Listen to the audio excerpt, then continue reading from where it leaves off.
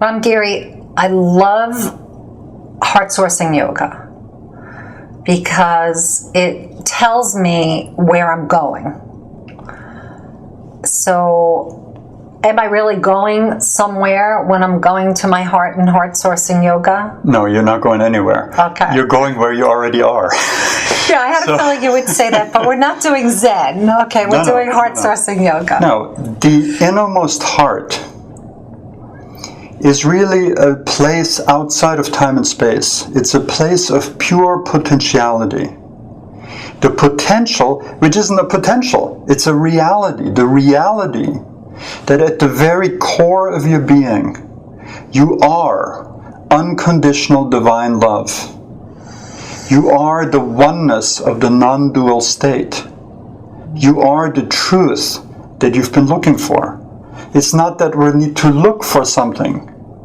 It's that we have been confused and distracted from what we are at the very core of our being. So we live our lives engaged in the mind and the emotions and behaviors that don't serve us. Mm-hmm. And there are so many traps we get stuck in because of the force of ego, this I-making facility, as they call it in India. The mind that always makes them, oh, I am better, I'm worse, I'm this, I'm that, this is the future, this is the past, I want this, I don't want that. And the result is confusion.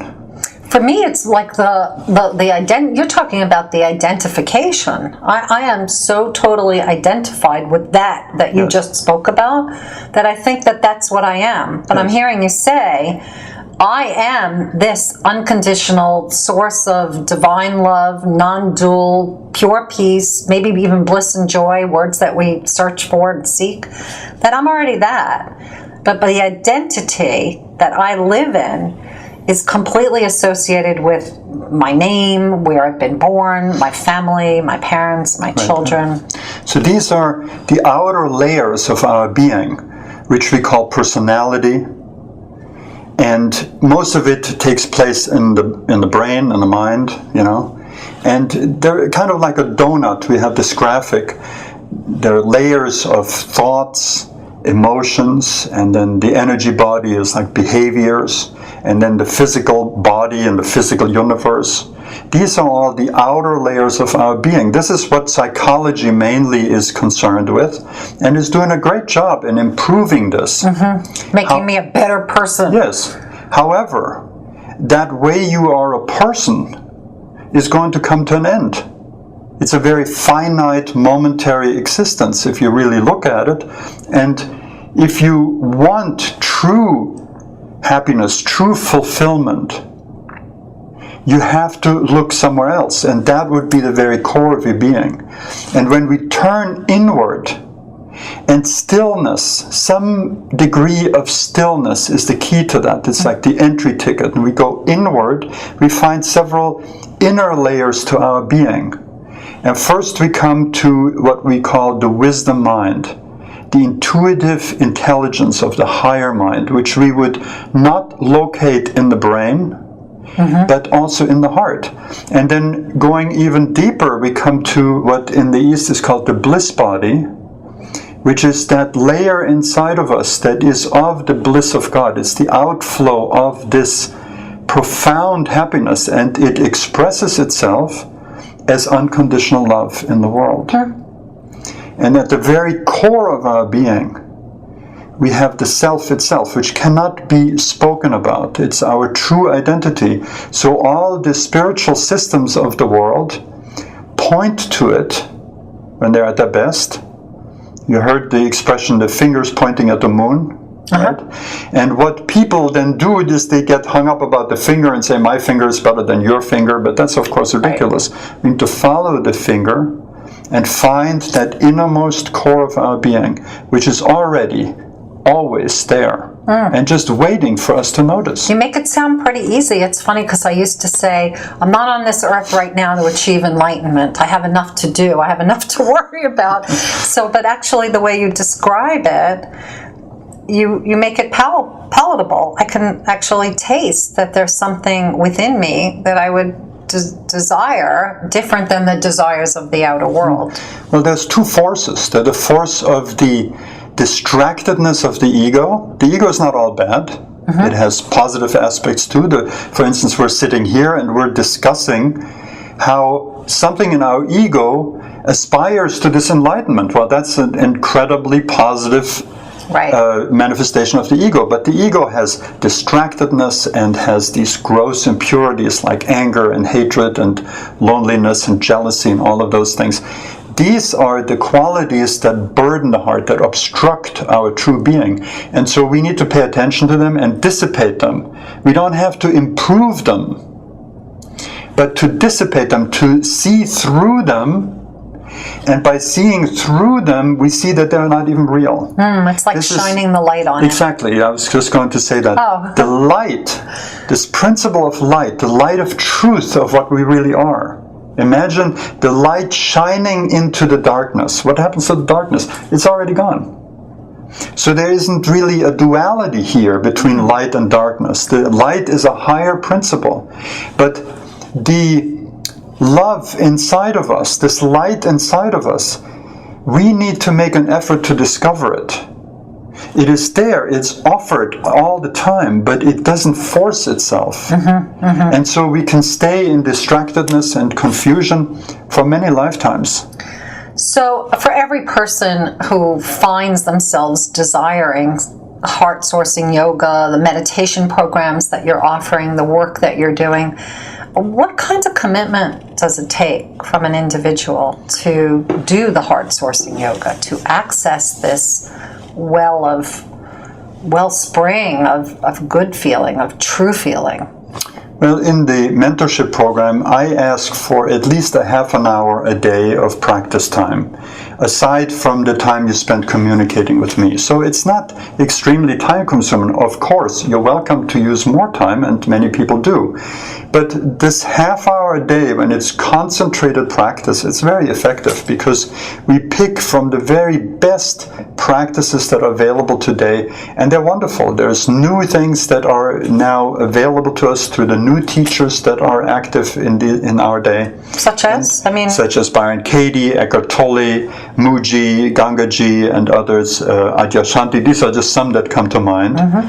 And then we also have the background of the four great yogas, karma yoga, your ability to use your activity in the world to open yourself to yourself. Then we have bhakti yoga, which uses your capacity of feeling and devotion.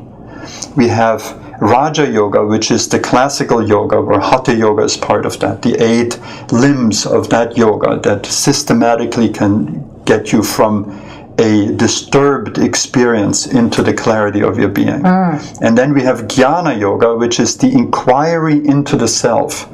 That inquiry of who am I, and as you get to understand who you truly are, the true essence of what you are, it's like you're pulling the rug out from under all your delusions. They just won't work anymore. They fall aside. They burn up in the fire of this light in you.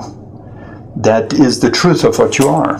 It's like this flower that's sitting next to us, this bright burst of the yellow flower. You know, as you're speaking, I'm getting this sense of my own heart sort of feeling enlivened. Right. And this, but it's not the physical heart that we're talking about. Tell me more about the heart. It's that innermost source of our being. There is a wonderful mantra that comes out of India, and it is in this great epic of the Ramayana, where good, as always, fights evil, which is the representation of what's going on inside of us. So Rama, who is the symbol of the soul in us, is fighting the great demon Ravana, the 10-headed monster. And that is the symbol of the ego. Why is it 10 heads? Because it takes over everything. It just wants to survive in its illusion and in its suffering and its power, its delusory power, right? Interesting. So he is in the battlefield, and Rama faces this monster of ego. And he says, I can't do it, this is like too much. And he goes to his guru, and the guru gives him a mantra, and goes, Aditya hridayam punyam sarva shatru vinashanam. And it says, all evil, all negativity, all suffering disappears from the life of the one who keeps the sun in their heart. Wow. So that heart is more than a flower, it's really a sun that radiates. Why? Because it's its nature. The sun doesn't say, I have to radiate today, it's my job. It just radiates I have to radiate bigger than you, louder than you, smarter than you, better than you. This love, this radiance of light, of truth, is just in us. Right. And when we become aware of that and connect the two things, the places in us that need the light and the place in us that has the light, then that light can do the job of very quickly dissolving the shadow aspect, the suffering aspects of our being. Well, then we're in true awareness. Then we have self-realization. But is it possible to have glimpses or moments of self-realization? And do they grow together to become one new way of seeing the world, one different consciousness? Or is it a little bit here, a little bit there, and then I gain the perspective of, oh, I'm not that I thought I am. I'm not, the ego-identified self. I get a glimmer of who I am, and then I experience more of it. How has it worked for you? Yeah. Well, I think it's true for all of us that we have moments, we have glimpses. That's why we're even talking like this. That's why you're listening like this. We have these glimpses that show us a greater reality, a more light-filled, loving reality. And they make us hungry. They make us interested in this. And it's important to remember those. Those are wayposts, signposts that show us, that say, oh, come this way. This is the truth of your being. Don't spend your time running after all the 3 million things that promise you happiness but will never be able to deliver. Come to that essence. And as we go to that essence, as we allow ourselves to be attracted, and then have more experience of this. At first it's like a puzzle. Different pieces come and we become able to understand the scope of the spiritual reality more and more. And then we get to the place of shifts. And ultimately the shift is one where you move from being this ego inside of a bag of skin, as Alan Watts used to say, to realizing that you are not cut off from the great flow of life from God. But you are the consciousness that is alive in you. I mean, have you seen the corpse of someone you knew? That is not the person you knew. Right, not at all. That is just a body. And we keep identifying with the body and doing everything we can to make the body perfect. But it's not going to last. So if we switch our perspective and see that we are the consciousness that inhabits that body, and we pay attention there, we bet on the winner, the one that's going to survive, then we get eventually to the place where we identify with consciousness and we realize that this body and personality appear within this field of consciousness. And our identity will be discovered as vast, as being the existence in us and in everything, and the consciousness that is alive in us and everything, as well as the bliss and the unconditional love. That is the fulfillment of this quest. It's really the promise. It's what's promised to us, that it's really our birthright to, on some level. Right, yeah, that's one way of saying it. The other way of saying it or knowing it is that it's already what you are. Right. And that all we need to do is dispel the confusion. And this is important because when we realize that, then we can come to know that our enlightenment is already assured. It's not like if I'm a good boy or girl, then I might get it eventually. No, it's already what we are. So let's dispel what we are not. I hear everything that you're saying, and I'm realizing there's a lot of things that I like in life that are fun. I like setting goals and achieving them. I like going out and going shopping, and I like, I'm going to get a facial this weekend, and I'm going to get a makeup application after, and it's, there was a part of me that when you were speaking, I was like, I wonder if I would derive as much pleasure doing that as in this sort of enlightened state, or if those things would fall off and they weren't being important, and I felt like I had something to lose. And I'm wondering if that's something that comes up in this work, in the heart sourcing yoga and the mentorship, that there's a sense that I'm going to lose something that I like. Well, what is it that you really want? Do you want to be happy? I want it all. Do you want to be happy? Yes. Okay, so then I would suggest you make a commitment to go toward those sources of happiness that are most appealing to you at any time. And right now, makeup application is perfectly part of it, right? And a facial and smoothing my lines and oxygen in my skin. And, I'm all caught up. But I invite you to look deeper and deeper at what makes you happy in an ongoing way, in a way that is lasting. Because there's this part of the mind that runs away from what's unpleasant and runs toward what's pleasant. Right. And it's like a pendulum. And did you notice you can push it this way, but it'll always swing back again, right? You get healthy and you go to the gym and everything, and then you get sick. Or you get a lot of money and then you lose it again. You have the perfect relationship and then that turns sour and he leaves you, So this is the pendulum that swings, and that's in life, and we live there. And there's nothing wrong with that, but we have to understand that this search for happiness is not true happiness. It's a momentary pleasure away from suffering. So this is the level of pleasure and pain.